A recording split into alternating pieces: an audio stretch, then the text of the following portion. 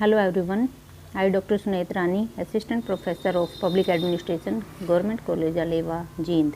Today's my topic is Meaning and Significance of Local Government in India. इस topic के जो content रहेंगे वो हैं introduction, meaning of local government, definitions, elements of local government and significance of local government. First of all, introduction. Local government in India falls mainly under two categories: rural self-government and urban self-government. Right from the beginning in 19th century, the local self-government institutions in rural and urban areas have remained the main instrument of democratic decentralization in India. तो भारत में स्थानीय संस्थाएं दो प्रकार की हैं, ग्रामीण स्थानीय संस्थाएं और शहरी स्थानीय संस्थाएं. ग्रामीण स्थानीय संस्थाओं में ग्राम पंचायत, पंचायत समिति और जिला परिषद को शामिल किया गया है. वहीं दूसरी तरफ शहरी स्थानीय संस्थाओं में नगर पालिका, नगर परिषद और नगर निगम को शामिल किया गया है. जहां एक तरफ स्थानीय संस्थाएं केंद्रीय सरकार के कार्यभार को कम करती हैं, वहीं दूसरी तरफ नागरिकों की समस्याओं को दूर करती हैं. आधुनिक लोकतंत्र प्रणाली में तो स्थानीय संस्थाओं का महत्व और भी ज़्यादा बढ़ता जा रहा है. Meaning of local government. Local self government is the administration of a locality, a village, a town, a city और any other area smaller than the state by a body representing the local inhabitants, possessing a large amount of autonomy, raising at least a part of its revenue through local taxes and spending its income on services which are regarded as local and therefore as distinct from state and central services. लोक प्रशासन का शाब्दिक अर्थ है स्थानीय क्षेत्र का शासन. स्थानीय क्षेत्र से अभिप्राय गांव, गांव का समूह, नगर अथवा शहर जैसे किसी सीमित क्षेत्र से लिया जाता है. साधारण शब्दों में जब स्थानीय समस्याओं का हल उस स्थान पर रहने वाले लोगों द्वारा किया जाता है तो उसे स्थानीय स्वशासन या स्थानीय शासन कहते हैं. ऐसी व्यवस्था को स्थानीय स्वशासन के नाम से पुकारा जाता है. स्थानीय शासन के अंतर्गत जनता या तो स्वयं अथवा अपने प्रतिनिधियों के माध्यम से स्थानीय मामलों का प्रबंध करती है. Definitions of local government. According to L Golding, local government has been defined in various ways, but perhaps the simplest definition is the management of their own affairs by the people of a locality.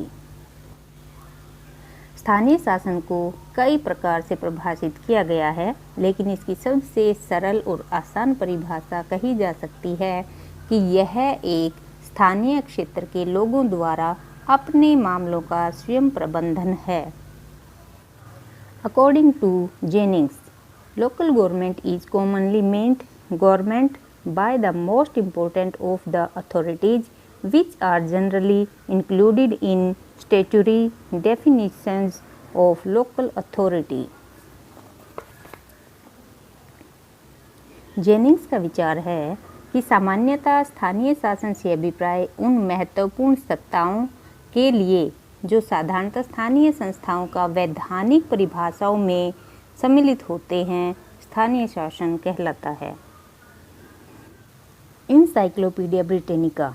Local government means authority to determine and execute measures within a restricted area inside and smaller than that of whole in the state.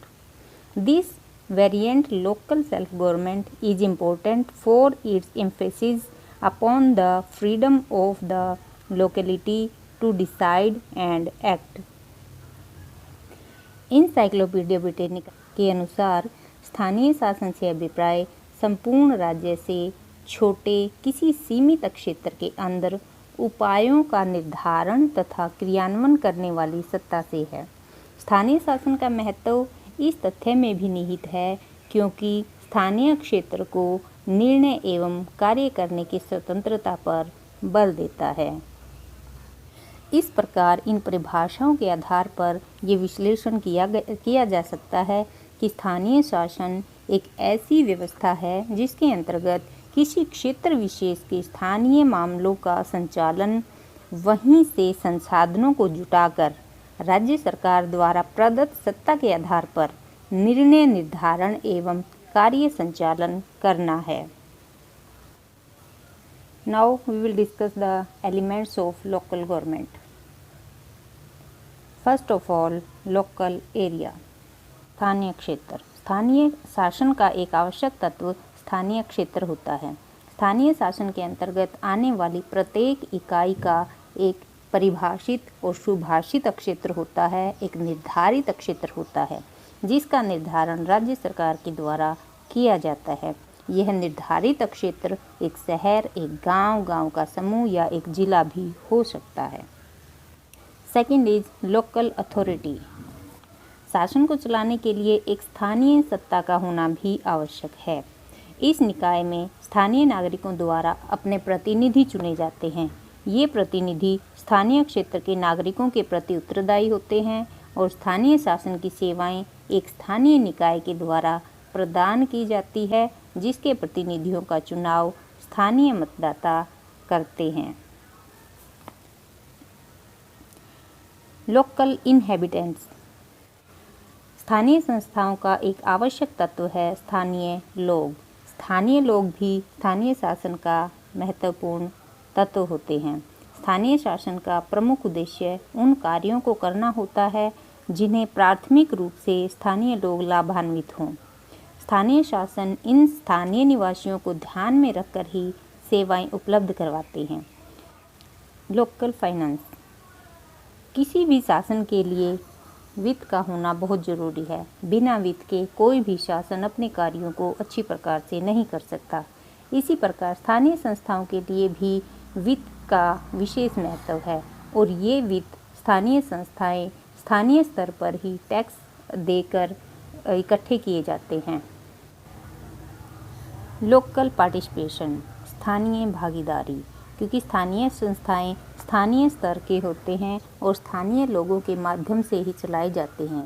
स्थानीय शासन अपनी योजनाओं के निर्माण और क्रियान्वयन को प्रत्यक्ष रूप से स्थानीय जनता के सामने रखती है। नागरिकों की प्रत्यक्ष भागीदारी स्थानीय शासन द्वारा संचालित कार्यों को निर्देशित करती है। स्थानीय जनता की स्थानीय शासन में भागीदारी के कारण ही यह अत्यधिक लोकतांत्रिक बन पाया है। अतः यह कहना गलत न होगा कि स्थानीय लोगों की जितनी ज़्यादा भागीदारी होगी, स्थानीय संस्थाएं उतनी ही ज़्यादा सफलतापूर्वक कार्य कर पाएंगी। Divided into 2 parts. 2 भागों में विभाजित। जैसे कि पहले भी कहा है कि स्थानीय संस्थाएं 2 प्रकार की होती हैं, ग्रामीण स्थानीय संस्थाएं और शहरी स्थानीय संस्थाएं। ग्रामीण स्थानीय संस्थाओं में ग्राम पंचायत, पंचायत समिति और जिला परिषद आते हैं। वहीं दूसरी तरफ शहरी संस्थाओं में नगर पालिका, नगर परिषद और नगर निगम जैसी संस्थाएं सम्मिलित की गई हैं। Local leadership. प्राय गांव की अधिकांश जनता अशिक्षित, अनुभवहीन और राजनीतिक रूप से उदासीन होती है। या ये कह सकते हैं कि स्थानीय लोग अशिक्षित होते हैं, गरीब होते हैं और वे अपने दिन प्रतिदिन के रोजमर्रा के कार्यों में ही लगे रहते हैं। विशेषकर पिछड़े व विकासशील देशों में ग्रामीण जनता में राजनीतिक परिपक्वता बहुत कम होती है। अतः ग्रामीण जनता को स्थानीय नेतृत्व की आवश्यकता होती है जो लोगों को राजनीतिक चेतना जागृत करती है और साथ ही उन्हें सही दिशा निर्देश भी देती है। यह नेतृत्व स्थानीय संस्थाओं के निर्वाचित प्रतिनिधि ही प्रदान करते हैं। वे ग्रामीण अथवा स्थानीय क्षेत्र के निवासियों को सरकार की नीतियों एवं कार्यक्रमों के बारे में निरंतर जागरूक करते रहते हैं। Statutory and non sovereign status. स्थानीय संस्थाएं वैधानिक तो होती हैं परंतु वे प्रभुसत्तामय नहीं होती, अर्थात वो किसी न किसी रूप में या किसी केंद्र सरकार या राज्य सरकार के नियंत्रण में पाई जाती हैं। राज्य सरकार इनके कार्यों पर नियंत्रण और निरीक्षण रखती है। यदि आवश्यकता पड़े तो राज्य सरकार अथवा केंद्र सरकार इनके कार्यों में हस्तक्षेप भी कर सकती है। अतः संप्रभुता केवल राज्य के पास होती है, स्थानीय संस्थाओं के पास नहीं होती। स्थानीय शासन लोकतंत्र का आधार है, लोकतंत्र की पाठशाला है, अर्थात लोकतंत्र यहीं से शुरू होता है। जनता ज़्यादा से ज़्यादा भागीदारी स्थानीय संस्थाओं के माध्यम से लेती है और लोकतंत्र का अर्थ है जनता का शासन। लॉर्ड ब्राइस ने ठीक ही कहा है कि लोकतंत्र की सर्वश्रेष्ठ पाठशाला तथा उसकी सफलता का सबसे बड़ा आधार स्थानीय शासन है। स्थानीय संस्थाएं जनता को प्रजातंत्र का प्रथम पाठ पढ़ाती हैं। इन्हीं स्थानीय संस्थाओं से मनुष्य अपने वोट का इस्तेमाल करना सीखता है, चुनाव लड़ना, कानून कैसे बनते हैं, शासन चलाने तथा अपनी समस्याओं को सुलझाने के तरीके स्थानीय संस्थाओं के माध्यम से ही सीखते हैं। स्पिरिट ऑफ लिबर्टी, स्वतंत्रता और इस भावना की उत्पत्ति स्थानीय संस्थाओं के माध्यम से ही उत्पन्न होती है। डी टॉक्विन ने कहा है कि स्थानीय संस्थाओं से ही लोगों में स्वतंत्रता की भावना पैदा होती है। स्वतंत्रता की भावना उत्पन्न होती है जब नागरिकों को अपने कार्यों को करने की स्वतंत्रता दी जाती है और ये स्वतंत्रता स्थानीय संस्थाओं में उनको मिलती है। स्थानीय संस्थाओं में ही स्वतंत्र रूप से लोगों की भागीदारी हो पाती है, जिससे उनमें स्वतंत्रता की भावना उत्पन्न होती है। Good management of local needs, स्थानीय शासन का एक महत्व यह भी है कि इससे स्थानीय आवश्यकताओं का प्रबंध अच्छे से किया जा सकता है, क्योंकि वर्तमान राज्य आकार में बहुत बड़े हो गए हैं, जनसंख्या में बहुत बड़े हो गए हैं और हर क्षेत्र की समस्याओं की जानकारी केंद्र सरकार या राज्य सरकार को नहीं हो पाती और न ही ये छोटे छोटे कार्य इन सरकारों के द्वारा पूरे किए जा सकते, क्योंकि केंद्र सरकार अपने हाथों में महत्वपूर्ण विषय जैसे अंतर्राष्ट्रीय और राष्ट्रीय स्तर के मामलों को ही ले पाते हैं।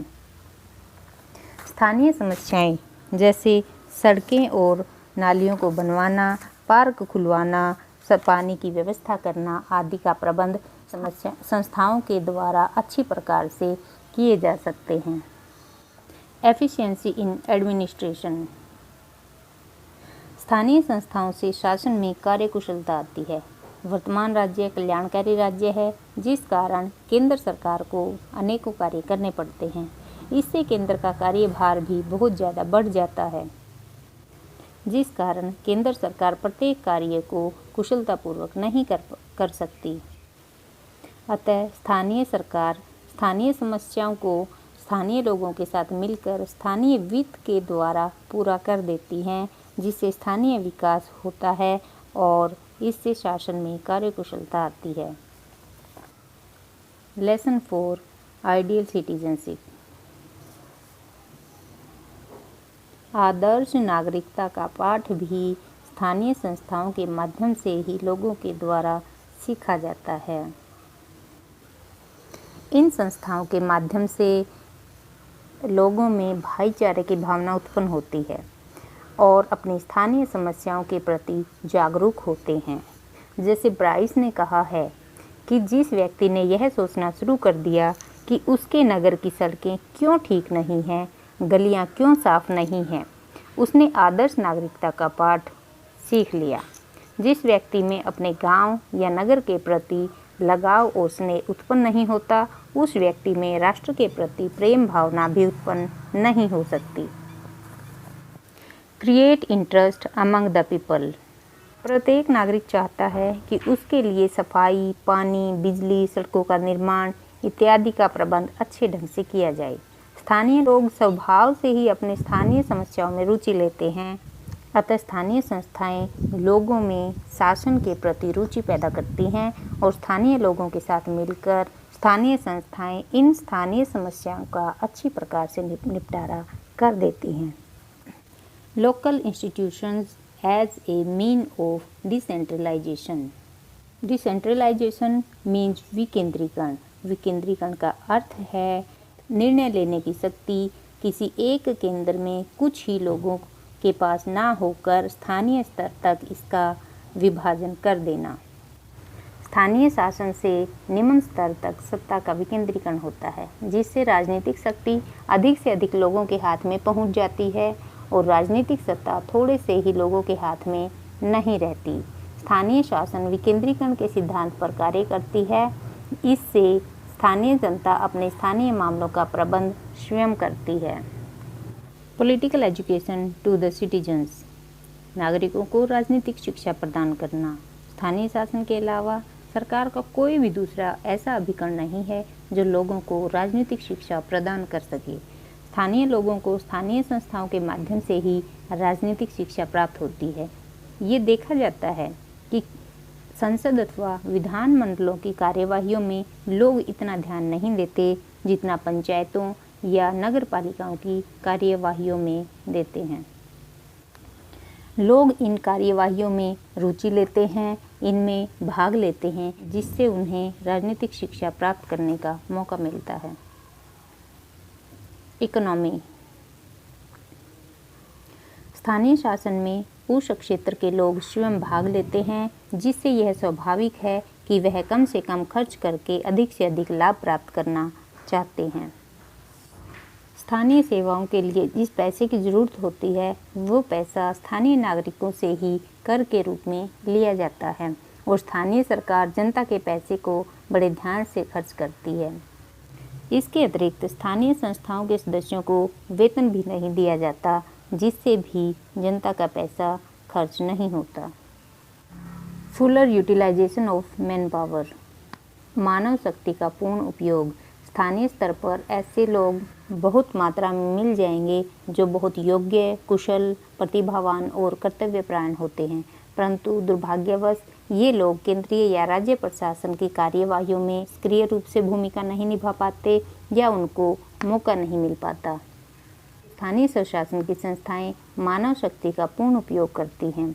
यदि स्थानीय संस्थाएं ना हो तो इनकी योग्यता व शक्ति व्यर्थ में नष्ट हो जाती है। बलवर्क अगेंस्ट इन्फ्लुएंस ऑफ ब्यूरोक्रेसी, नौकरशाही के प्रभाव से भी सुरक्षा स्थानीय संस्थाओं के माध्यम से मिलती है, क्योंकि नौकरशाही अपनी कठोरता, नियमबद्धता, रूढ़िवादिता के कारण निरंकुश व्यवहार करने लग जाती है, लेकिन स्थानीय संस्थाएं अपने कार्यों को स्वयं ही कर लेती हैं। स्थानीय संस्थाएं नौकरशाही के दोषों को दूर करती है, क्योंकि स्थानीय शासन का संचालन जनप्रतिनिधियों के द्वारा स्वयं ही कर लिया जाता है। इससे नौकरशाही के अनावश्यक प्रभाव से मुक्त हो जाती है। आइडियल चैनल ऑफ कम्युनिकेशन, स्थानीय शासन की संस्थाएं लोगों और सरकार के बीच संचार का माध्यम है। ये संस्थाएं लोगों की आकांक्षाओं और मांगों को, उनकी समस्याओं को केंद्रीय या राज्य सरकार तक पहुंचाती हैं ताकि उन पर उचित कार्यवाही की जा सके। वहीं दूसरी तरफ केंद्र और राज्य सरकार के द्वारा दिए गए दिशा निर्देश, नीतियां और कार्यक्रमों को दूर दराज के क्षेत्रों में स्थानीय लोगों तक स्थानीय संस्थाओं के माध्यम से ही पहुंचाया जाता है। इससे लोगों को शासन की योजनाओं और कार्यक्रमों की जानकारी प्राप्त होती है और जनता इसका फायदा उठाती है। कई बार केंद्रीय तथा राज्य सरकारें अनावश्यक रूप से स्थानीय मामलों में हस्तक्षेप करती हैं। यदि स्थानीय संस्थाएं मामलों का कुशलतापूर्वक प्रबंध कर लें, स्थानीय स्तर पर ही स्थानीय लोगों के माध्यम से ही अपने कार्यों को पूरा कर लें, तो उनको केंद्र सरकार या राज्य सरकार से सहायता लेने की आवश्यकता ही नहीं पड़ेगी और जिससे केंद्रीय शक्ति के दुरुपयोग से बचा जा सकता है, क्योंकि इससे केंद्रीय तथा राज्य सरकार को हस्तक्षेप का अवसर ही नहीं मिलेगा। Lessons the burden of union and provincial government. जैसा कि हमें पता है, आज का राज्य कल्याणकारी राज्य है, जिसके कारण केंद्र व राज्य सरकारों के कार्यभार में निरंतर बढ़ोतरी हो रही है। उनके काम निरंतर बढ़ते जा रहे हैं, जिसके कारण वह स्थानीय स्तर के छोटे छोटे कार्यों की तरफ ध्यान नहीं दे पाती, परंतु स्थानीय शासन श्रम विभाजन के सिद्धांत पर कार्य करता है। स्थानीय स्वशासन स्थानीय मामलों जैसे सड़कें, गलियां, रोशनी, स्वास्थ्य, चिकित्सा आदि महत्वपूर्ण कार्यों को स्थानीय स्तर पर ही भली भांति कर लेती है, जिससे संघ और राज्य सरकारों के कार्यभार में कमी आती है और ये सरकारें अपने अन्य महत्वपूर्ण कार्यों में समय दे सकती हैं और उनका अच्छी प्रकार से निपटारा कर सकती हैं। Development of self help and self dependence. स्थानीय संस्थाओं के माध्यम से नागरिकों में आत्मविश्वास, आत्मसम्मान और आत्म सहायता एवं आत्मनिर्भरता की भावना पैदा होती है। स्थानीय जनता अपनी समस्याओं और कार्यों को अच्छी प्रकार से समझती है। उन्हें यह पता होता है कि समस्याओं और ज़रूरतों को स्थानीय वित्त तथा स्थानीय श्रम से ही पूरा किया जाना है।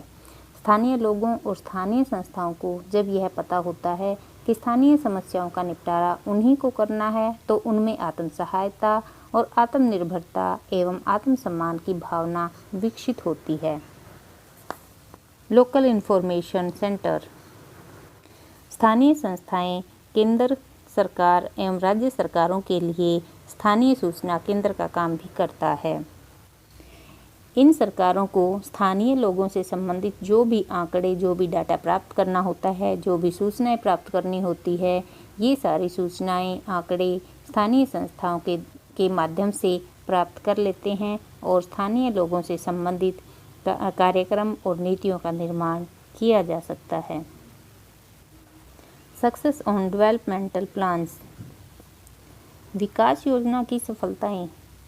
विकास योजनाओं की सफलताएं भी स्थानीय संस्थाओं पर निर्भर करती हैं, क्योंकि कोई भी योजना स्थानीय लोगों या लोगों की भागीदारी के बिना सफल नहीं हो सकती और जनता की ज़्यादा से ज़्यादा भागीदारी स्थानीय संस्थाओं के माध्यम से ही हो सकती है।